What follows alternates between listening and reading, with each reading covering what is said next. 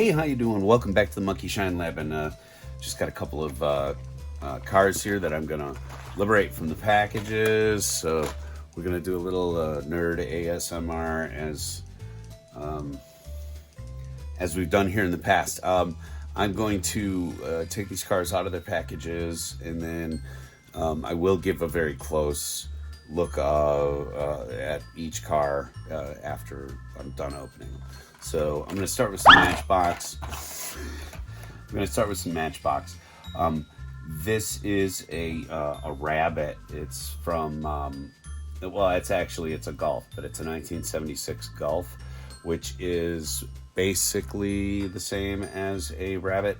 And this was like one of the first cars I ever purchased on my own and with my own money.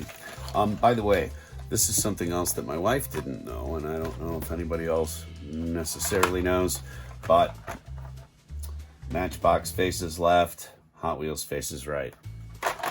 That's just how the world is. There's no reason for it. Like most things that you'll find in life, there's just no... It's an arbitrary pick. But anyway, it's a police car, but I'm going to probably repaint it. I'd like to resurface it, strip it and repaint it sort of a tan, which is what my car looked like. But anyway, VW Golf. Switching over to Hot Wheels, why not? We'll just open this up. Toyota Land Cruiser. I bought this for my nephew. It turns out he was looking for a different Toyota Land Cruiser that came out this year, and he said, well, there's a bunch of them. And I said, but of course, it's Diecast. There's a million different things to spend your money on.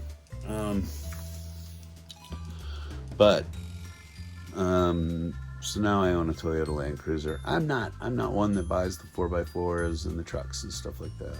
I generally, they don't really do anything for me, but I decided to hang on to this one because the details are really nice. And, I just really appreciate it when a car is finished. A dollar car, but you're gonna get like the decals and all of the stuff. I think that's a class act when they do that. Okay, so to be able to Land Cruiser down, go back to Matchbox. This is another one I picked up a little earlier in the year. It's the Mini Cooper with the checkerboard top, which I really liked.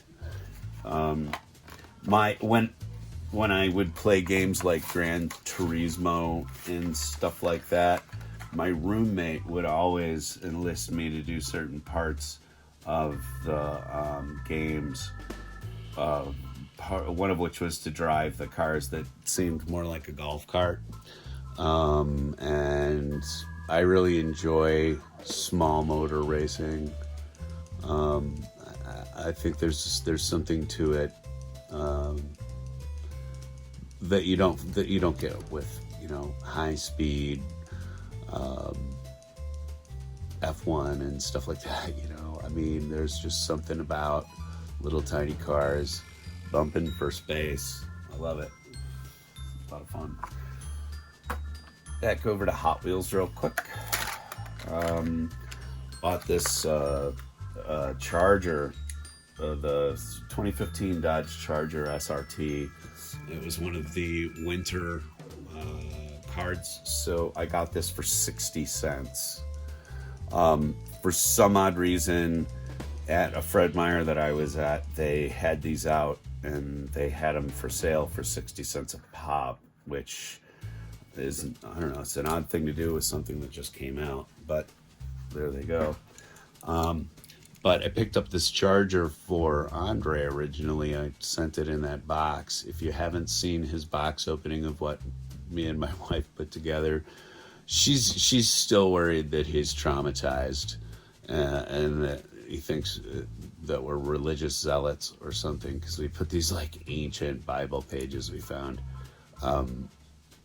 into the boxes, and then they got even worse, crumbly, and they looked even more suspicious and suspect. We are not extremists of any sort. We just like to have fun. Going back to Matchbox here, 2010 Mini Cooper S Cabriolet.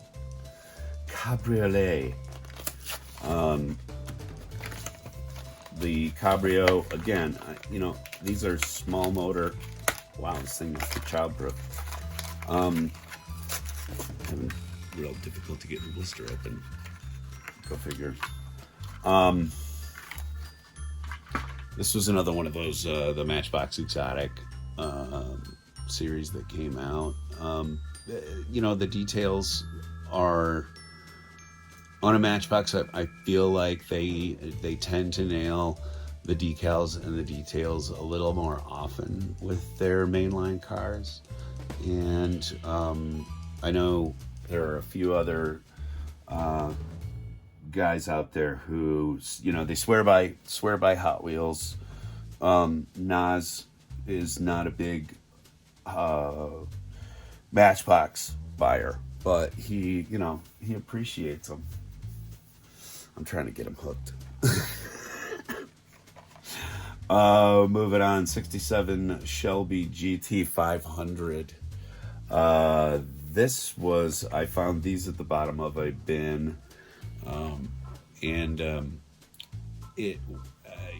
these awful Easter packs, spring cards, and these really, really unforgivable paint jobs. But again, found them in a bin of 89 centers, so I didn't even pay a full buck for it. And out of the package, away from that nasty card, and you still have the yellowed windshield and stuff, which kind of adds to that effect, but it's not a terrible looking car out of the package. Again, I wish they had finished the back end. There are lights there, so either put a decal over them or hit them with a paintbrush, for crying out loud. Anyway, Challenger.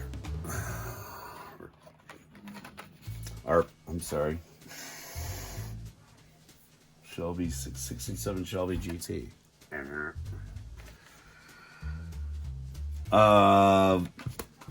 This next one, Volkswagen Beetle Convertible. I got this same time, same case as the Cabrio.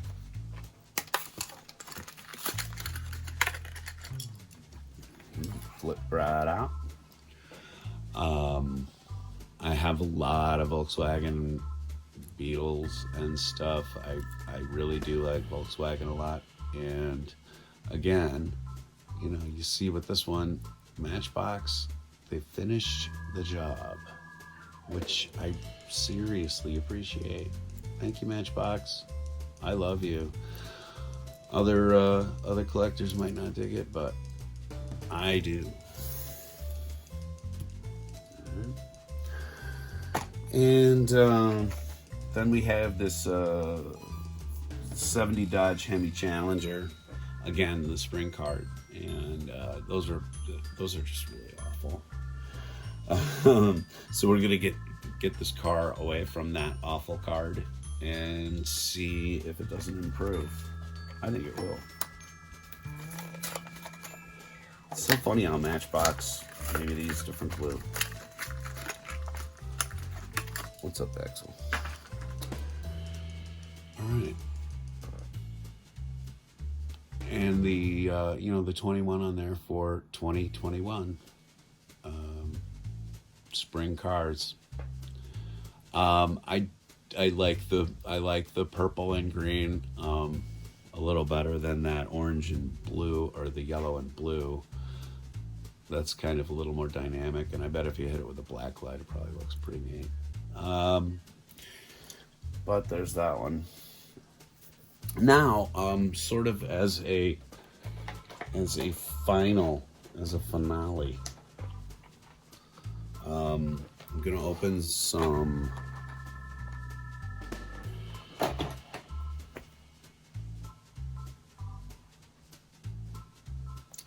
gonna open some premium cars here now.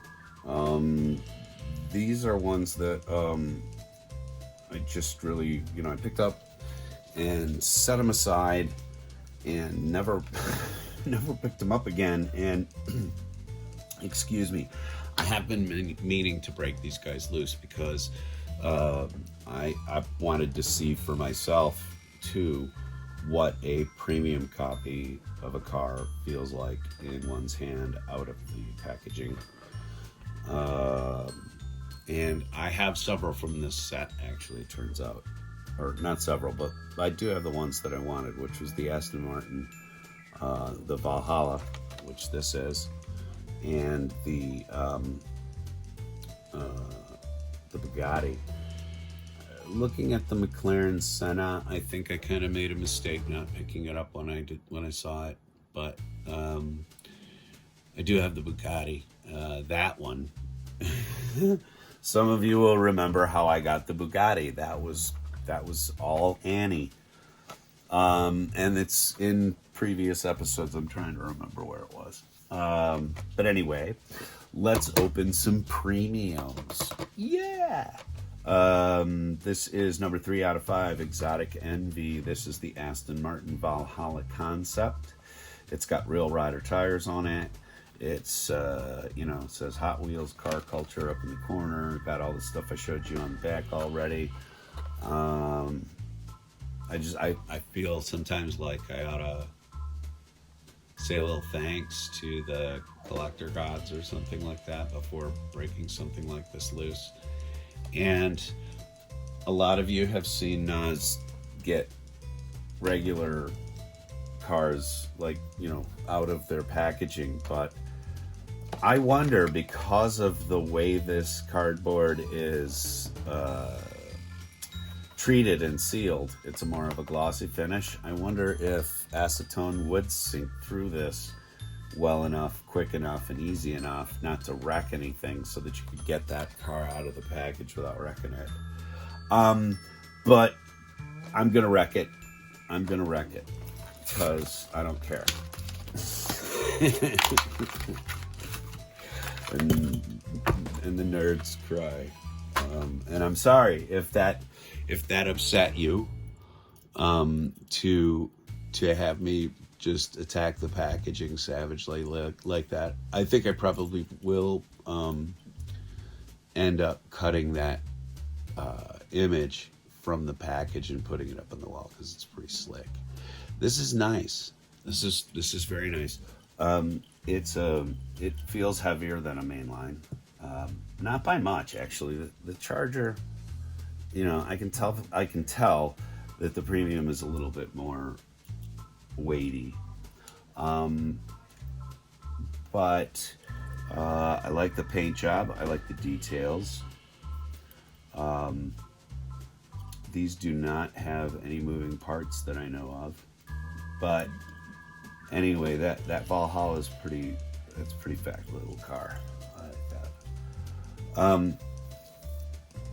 Next up, and I'm just gonna get right through these. The next one I wanted to break loose was this GTO. Again, I do not necessarily purchase Boulevard series or Exotic series.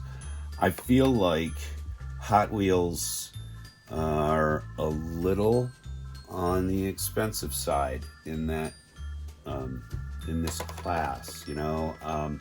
I think generally here where I am, these run somewhere a little over $5.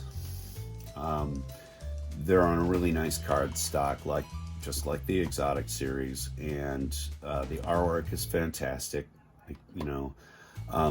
I'd kind of love to save this image if I can, but let's see, because I need the car out. Funny thing, when I started kind of going back to picking up toys in my adult life, was when the internet existed, and I was in a collector's group, and I was asking if there was a way to separate blisters without wrecking the artwork, and the best response I heard was, "It is best not to engage in such things." And I never really forgot it in terms of, package worship. I thought, wow, yeah, thank you for saving me, sir. And if that person's watching, you know who you are. I don't remember who it was, but anyway, the GTO is finally freed from its packaging. That's a sharp car. I like it a lot. And, again, I don't buy the premiums very often because I do feel like they're a little on the expensive side.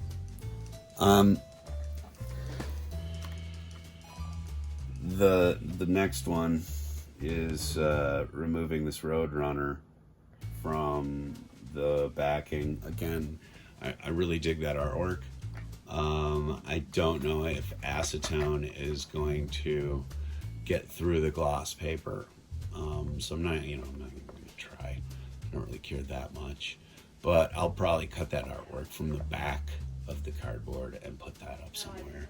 It's kind of nice that they give you this on the side that's going to get pulled from the blister, and then they give you another one on the back that you could, save if you like,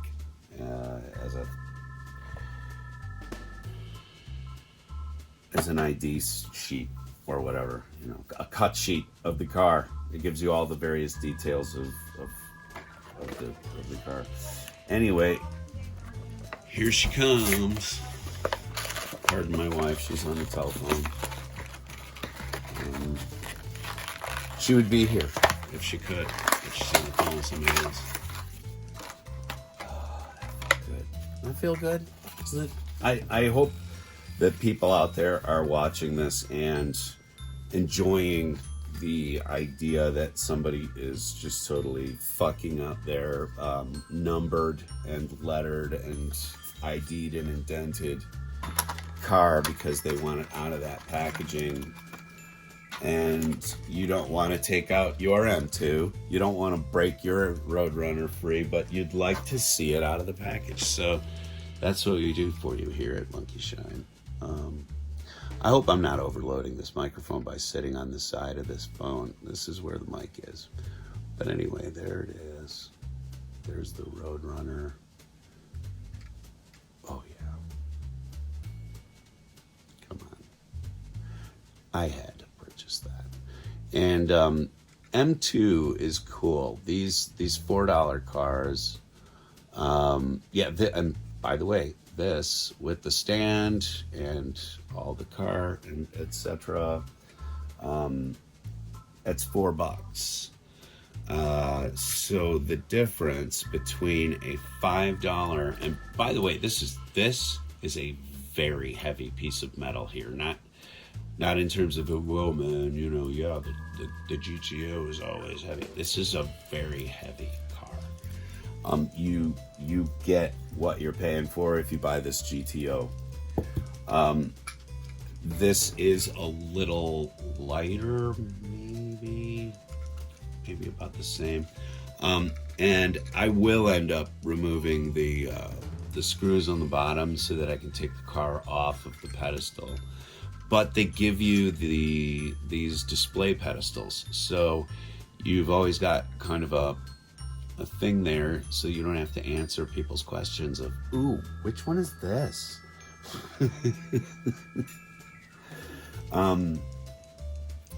Wow, such a beautiful car. Really, really, really pretty. and all the detail is fantastic. The one thing I'm seeing in here was that when they cut the plastic piece off the runner, because these are all molded, there's still a really ugly plastic scar right up in the window. Let's see if I can get a...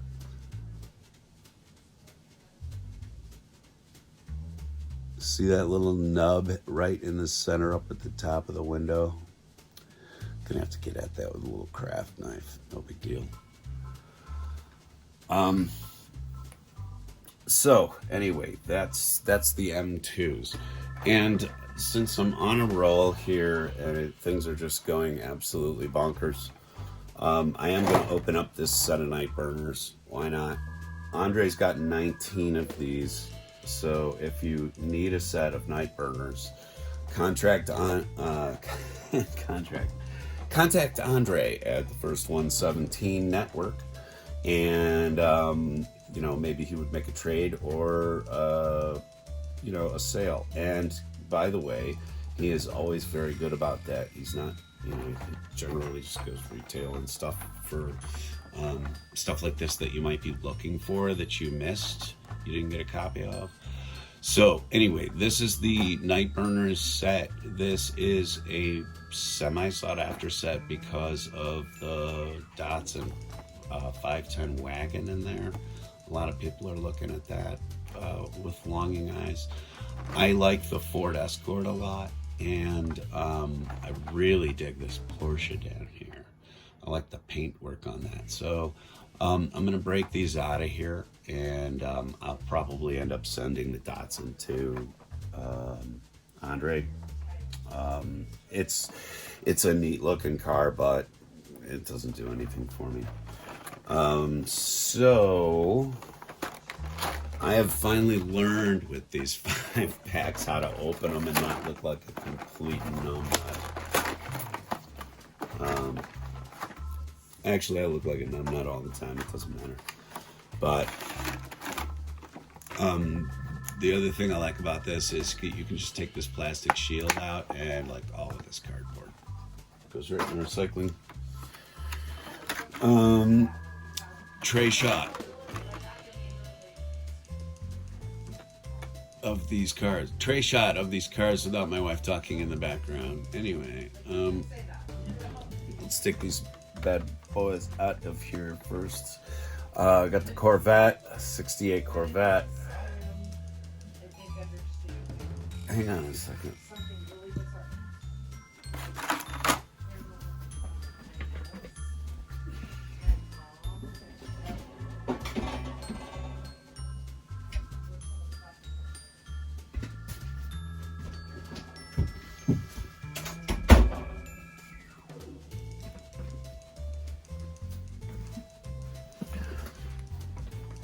First 117 has brawn.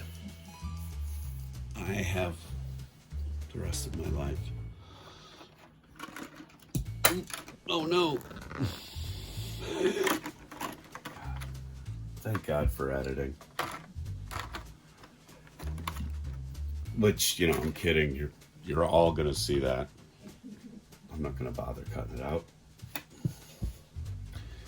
But okay, 68 Corvette Stingray. This is probably towards the end of where I found Stingrays to be actually attractive. I don't mind the paint job on this one, but I've never been a big one for the engine sticking way up out of the hood. I don't know. Maybe it's just my appreciation of aerodynamics. Or aerodynamics over horsepower necessarily. The next one up is the Ford Escort, which I really like. I think this is super sharp, and if I had been somebody sitting at the company, I would have put those wheels on the Super of the Datsun 510. These gold rims are much better than the flatsies you put in there, folks. And this car also looks better than that Super. top to bottom, back to front, looks better than the Datsun 510. If you don't agree with me, fuck off. The aforementioned 510 wagon, which has this semi hard to see paint job on here, but it's cherry blossoms. If you are unfamiliar with Japanese culture and the symbolism of the cherry blossom, I highly suggest you just get hip to it. I'm not going to sit here and tell you about it. But check it out. It's a beautiful thing. So anyway, 510 with the cherry blossoms on it and a neat racing stripe. I do like the stripe on the top. I think that's pretty hot. And again, that's something that when it's in the packaging, you're not going to see. You will never see the hood and that stripe if you leave them in that box. Yes, you are appreciating your cars the way you want to, but I would urge you to every once in a while open something and take it out of the packaging and just handle it. Handle it, man. It's a different experience getting these cars out. All right, this is the Viper. Yeah, Dodge Viper. I'm not a big Viper fan, but that's actually pretty sharp. Maybe it's just the paint job. I don't know. I always felt like the Viper was basically Dodge trying to make a Corvette somewhere along the line. And they didn't need to do that. And then last but not least, I've got a pile of garbage to clean up in my office again now. But last but not least, this Porsche, which I love the paint job on. It is absolutely gorgeous. But again, if you're gonna make a car that looks this beautiful with those wheels, I mean, look, the wheels are gorgeous, the paint job is gorgeous, and then you're gonna stop and not give me details on the lights, at least, because the lights were not bronze. So, and I always appreciate when I see a custom like from Honest Diecast or something like that on Naz's channel. He goes that extra mile and puts a wash on it. He does the decals on the lights and etc. And they always look the